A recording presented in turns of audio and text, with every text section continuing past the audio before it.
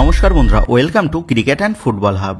তো বন্ধুরা, এই ভিডিওতে তোমাদের মধ্যে বেশ কয়েকটা গুরুত্বপূর্ণ আপডেট নিয়ে আলোচনা করার আছে। সেক্ষেত্রে ভিডিওটা না স্কিপ করে তোমাদের পুরোটা দেখার অনুরোধ থাকলো। আর তোমরা যারা আমাদের এই চ্যানেলে প্রথমবার এসেছো তারা কিন্তু অবশ্যই ভিডিওতে লাইক দিয়ে চ্যানেলটাকে সাবস্ক্রাইব করে রেখো, কারণ তুমি কিন্তু এখানে তোমার প্রিয় দলের সমস্ত রকম খেলার খবর সবার আগে পেয়ে যাবে। তো চলো আর দেরি না করে আজকের ভিডিওর মেন টপিকগুলো নিয়ে আলোচনা শুরু করা যাক। সো ফার্স্ট অফ অল যদি ইস্টবেঙ্গলকে নিয়ে কথা বলা যায়, তো বর্তমানে দাঁড়িয়ে ইস্টবেঙ্গল ম্যানেজমেন্ট তারা কিন্তু ট্রান্সফার মার্কেটে রীতিমতন ঝড় তোলা শুরু করেছে। মরশুম শেষে ইস্টবেঙ্গল চ্যাম্পিয়ন হবে কিনা সেটা পরের বিষয়, তবে আসন্ন মরশুমে চ্যাম্পিয়ন হওয়ার জন্য ইস্টবেঙ্গল ম্যানেজমেন্ট যে ট্রান্সফার মার্কেটে পুরো আগুনভাবে কাজ করছে সেটা বলাই যায়।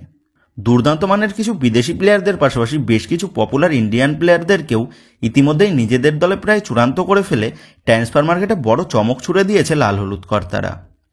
তোমরা জানো ইতিমধ্যেই বিপিন সিংকে দলে চূড়ান্ত করে নিয়েছে ইস্টবেঙ্গল, এবং বিপিন সিংয়ের পাশাপাশি আই লিগের স্টার স্ট্রাইকার এডমন্ডকেও ইন্টারকাশি দল থেকে নিজেদের দলে চূড়ান্ত করে নিয়েছে লাল হলুদ ম্যানেজমেন্ট। এর পাশাপাশি আবার রাহুল বেকের সাথেও পজিটিভভাবে কথাবার্তা চালাচ্ছে ইস্টবেঙ্গল ম্যানেজমেন্ট, তেমনটাই খবর। এবং যেমনটা জানা গেছে, রাহুল বেকের সাথে এখন তার স্যালারি ও চুক্তির সময়টা নিয়ে নেগোসিয়েশন চলছে। সেক্ষেত্রে এই দুই বিষয় যদি ইস্টবেঙ্গলের সাথে রাহুলের মিটমাট হয়ে যায়, তাহলে কিন্তু ইস্টবেঙ্গলের আসন্ন মৌসুমের তৃতীয় ভারতীয় প্লেয়ার হিসাবে ইস্টবেঙ্গল দলে চূড়ান্ত হতে চলেছে এই রাহুল বেকে। এছাড়া আবার বিদেশিদের মধ্যে মিগুয়েলও ইস্টবেঙ্গলে চূড়ান্ত হয়ে গেছে, এমনটাই বেশ কিছুদিন আগে খবর জানা গেছিল। তবে বর্তমানে দাঁড়িয়ে মিগুয়েল যে ইস্টবেঙ্গলেই কনফার্ম হয়ে গেছে তার কিন্তু আর কোনোরকম কনফার্মেশন আর পাওয়া যাচ্ছে না। এর পাশাপাশি আবার সাইবেরিয়ান দৈত্যাকার ডিফেন্ডার ইভানের সাথেও ইস্টবেঙ্গলের চুক্তি প্রায় পাকা হয়ে গেছে, তেমনটাই আপডেট। সেক্ষেত্রে বলা যায় এই মৌসুমের ট্রান্সফার মার্কেটে বেতাজ বাদশার মতন কাজ চালাচ্ছে নিতুদা।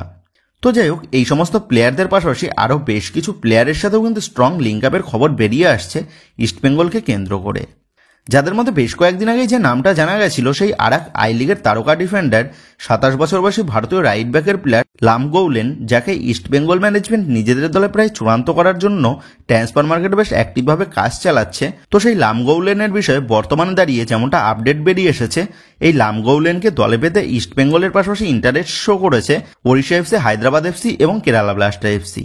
তবে আবার গতকাল মার্কাস মার্গুলাও জানায় এই লামগৌলেন এমন এক ক্লাবে যোগ দিতে পারে যেটা জেনে সবাই অবাক হয়ে যাবে।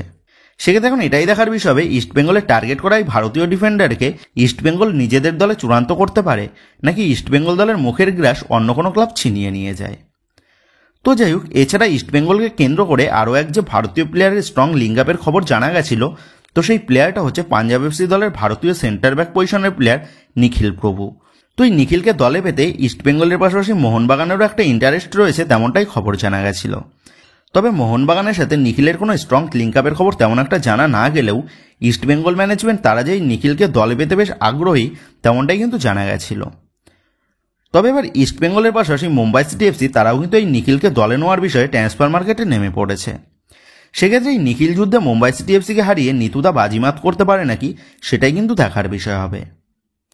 তো যাই হোক, এই সমস্ত ভারতীয় প্লেয়ারদের পাশাপাশি ইস্টবেঙ্গলকে কেন্দ্র করে দুই নতুন বিদেশি প্লেয়ারের রুমারও কিন্তু জানা যাচ্ছে, যাদের মধ্যে প্রথমজন হচ্ছেন 35 বছর বয়সে স্প্যানিশ অ্যাটাকিং মিডফিল্ড পজিশনের প্লেয়ার অ্যালবার্টো নগুয়েরা। 1.2 কোটি টাকা মার্কেট ভ্যালুর এই নগুয়েরা সে এই মৌসুমে খেলেছে বেঙ্গালুরু এফসি দলের হয়ে। অ্যাটাকিং মিডফিল্ড পজিশনের পাশাপাশি সেন্ট্রাল মিডফিল্ড পজিশনে খেলতে অভ্যস্ত থাকা এই নগুয়েরা সে এই মৌসুমে বেঙ্গালুরু এফসি জার্সিতে 32 ম্যাচে 6টা গোল এবং 7টা অ্যাসিস্ট তিনি করেছেন।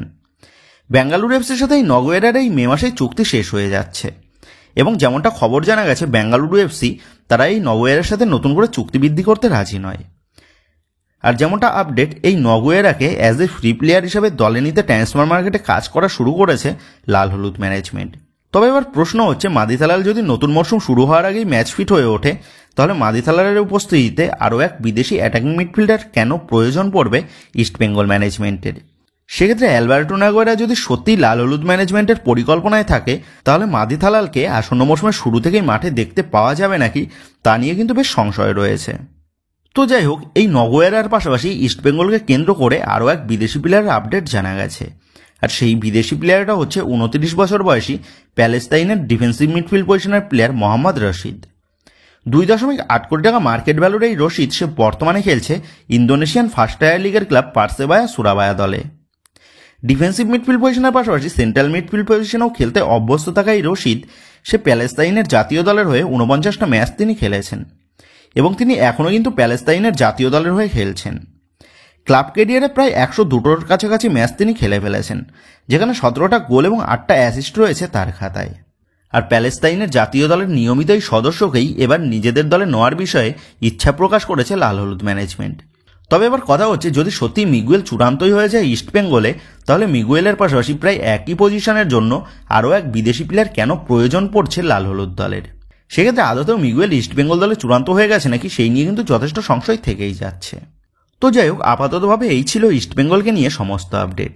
এবার যদি মোহনবাগানের বিষয়ে কথা বলা যায়, সেক্ষেত্রে মোহনবাগানের বিষয়ে আপডেট শেয়ার করার আগে তোমাদের কাছে একটাই অনুরোধ থাকলো, তোমরা যারা যারা এখনো পর্যন্ত আমাদের এই ভিডিওতে একটাও লাইক করোনি তারা কিন্তু অবশ্যই এই ভিডিওতে একটা লাইক করে দিও। আর তোমরা যারা যারা এখনো পর্যন্ত আমাদের চ্যানেলটাকে সাবস্ক্রাইব করোনি বা সাবস্ক্রাইব করতে ভুলে গেছো, তারা আর দেরি না করে রোজ রোজ এইরকম নতুন নতুন লেটেস্ট আপডেট সবার আগে পাওয়ার জন্য আমাদের চ্যানেলটাকে সাবস্ক্রাইব করে আমাদের পাশে থেকো। কারণ তোমরা সাপোর্ট করলেই তোমাদের জন্য কিন্তু রোজ রোজ নতুন নতুন এইরকম লেটেস্ট আপডেটগুলো নিয়ে আসতে আমাদেরও ভালো লাগবে। সেক্ষেত্রে দেরি না করে এখনই আমাদের এই ভিডিওতে একটা লাইক দিয়ে, যারা এখনও পর্যন্ত আমাদের চ্যানেলটাকে সাবস্ক্রাইব করোনি তারা অবশ্যই আমাদের চ্যানেলটাকে সাবস্ক্রাইব করে দিও। তো যাই হোক, এবার মোহনবাগানকে কেন্দ্র করে আপডেট নিয়ে আলোচনা করলে সেক্ষেত্রে সর্বপ্রথম উঠে আসছে গত দুদিন আগে মোহনবাগানকে কেন্দ্র করে এফসি গোয়া দলের গোলকিপার ঋত্বিকের বিষয়ে যে আপডেটটা জানা গেছিল সেই বিষয় নিয়ে।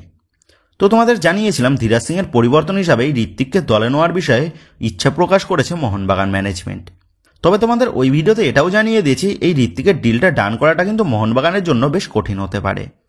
কারণ প্রথমত তো এফসি গোয়া তারাও চাইছে ঋত্বিককে দলে ধরে রাখতে, আর দ্বিতীয়ত মোহনবাগান দলে বিশাল গায়েতের উপস্থিতিতে ঋত্বিকও চাইবে না সেকেন্ড চয়েস গোলকিপার হিসাবে থাকতে, যার ফলে এই তরুণ ভারতীয় গোলকিপারকে দলে চূড়ান্ত করার পথে কিন্তু বেশ বাধার সৃষ্টি হতে পারে মোহনবাগান ম্যানেজমেন্টের সামনে।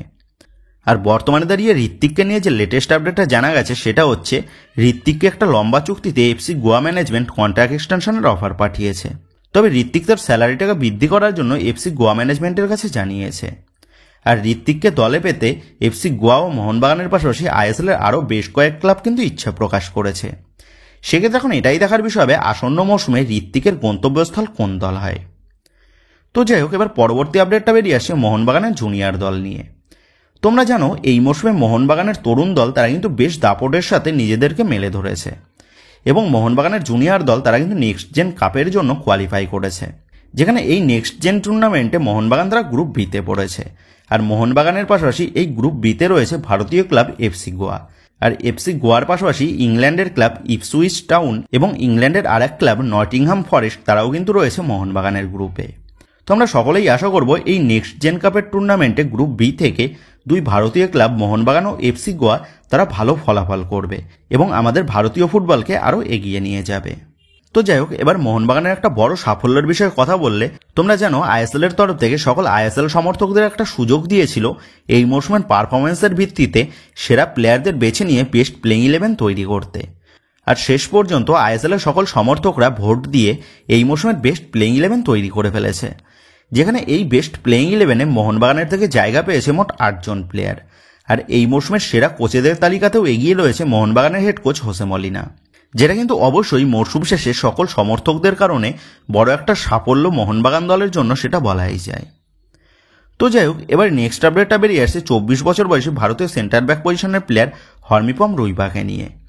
2 কোটি টাকা মার্কেট ভ্যালুর এই ভারতীয় ডিফেন্ডার হরমিপম, যে বর্তমানে খেলছে কেরালা ব্লাস্ট এফসি দলের হয়ে এবং কেরালা ব্লাস্ট এফসির সাথে 2027 সাল পর্যন্ত চুক্তিবদ্ধ রয়েছে। তবে যেমনটা খবর, এই হরমিপমকে ছেড়ে দিতে চাইছে কেরালা ব্লাস্ট এফসি ম্যানেজমেন্ট। তোমরা জানো এই হরমিপমের ওপর আগাগোড়াই কিন্তু ইন্টারেস্ট রয়েছে মোহনবাগান ম্যানেজমেন্টের, এবং যেমনটা খবর এই হরমিপমের ডিলে এই ট্রান্সফার উইন্ডোতেও মুভ করতে পারে মোহনবাগান ম্যানেজমেন্ট। অপরদিক দিয়ে আবার ইস্টবেঙ্গল দলের ভারতীয় ডিফেন্ডার লালচুংনুঙ্গার সাথে এই হরমিপমের একটা সোয়াপ ডিলের প্রস্তাব রাখা হয়েছে কেরালা ব্লাস্ট এফসি ম্যানেজমেন্টের তরফ থেকে। তবে ইস্টবেঙ্গল ম্যানেজমেন্ট তারা এখনও পর্যন্ত এই ডিলের বিষয়ে কোনোরকম সিদ্ধান্ত নেয়নি, আর যার কারণ হিসাবে জানা যাচ্ছে মেহতাব সিং। তো তোমরা জানো এই হরমিপমের পজিশনে মানে সেন্টার ব্যাক পজিশনের জন্য দুই প্রধানই কিন্তু মেহতাব সিং এর ডিলে ঝাঁপিয়েছে।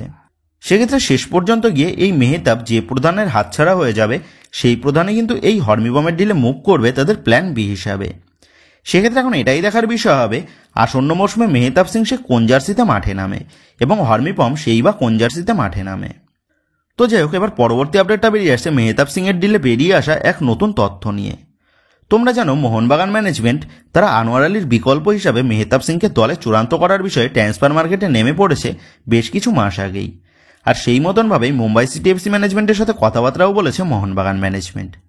তবে শেষ পর্যন্ত গিয়ে এই মেহতাব সিংয়ের ডিলে ঢোকে ইস্টবেঙ্গল ম্যানেজমেন্ট।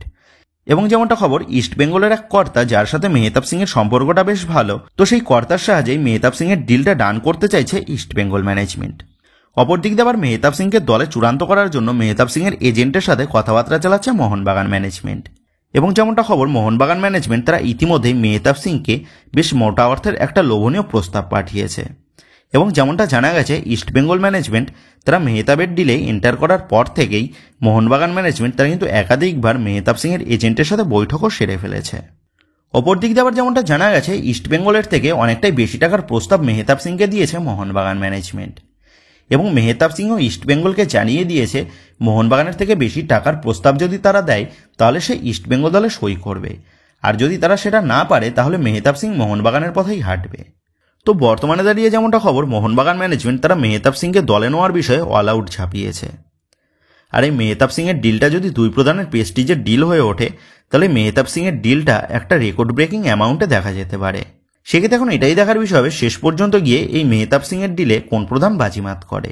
তবে আমার যতদূর মনে হচ্ছে মোহনবাগান ম্যানেজমেন্ট তারা যদি এই ডিলটা প্রেস্টিজে নিয়ে নেয় তাহলে কিন্তু মোহনবাগান ম্যানেজমেন্টই বাজিমাত করতে চলেছে এই মেহতাব সিংয়ের ডিলে। তো বন্ধুরা, তোমরা কমেন্ট করে জানিও অজস্র টাকা খরচ করে মোহনবাগান ম্যানেজমেন্টের কি মেহতাব সিংকে দলে নেওয়াটা সত্যিই প্রয়োজন আছে, নাকি মোহনবাগান দলে যে দুই তরুণ ভারতীয় ডিফেন্ডার রয়েছে তথা দীপেন্দু এবং সৌরভ, এই দুজনের ওপরই ভরসা দেখালে বেটার হবে মোহনবাগান ম্যানেজমেন্টের। এই বিষয়ে তোমাদের মতামতটা অবশ্যই নিচে কমেন্ট করে জানিয়ে দিও। তো যাই হোক বন্ধুরা, এই ভিডিওতে গুরুত্বপূর্ণ আপডেট করা নিয়েই তোমাদের মধ্যে আলোচনা করার ছিল। তো আশা করি ভিডিওটা তোমাদের ভালো লেগেছে। তো যদি ভিডিওটা ভালো লেগে থাকে তাহলে ভিডিওতে লাইক দিয়ে চ্যানেল সাবস্ক্রাইব করে পাশে থাকা বেল আইকনটা অবশ্যই প্রেস করে দিও। তো বন্ধুরা, এই ভিডিওটা এটুকুই ছিল। তো আসি বন্ধুরা, দেখা হচ্ছে পরের ভিডিওতে।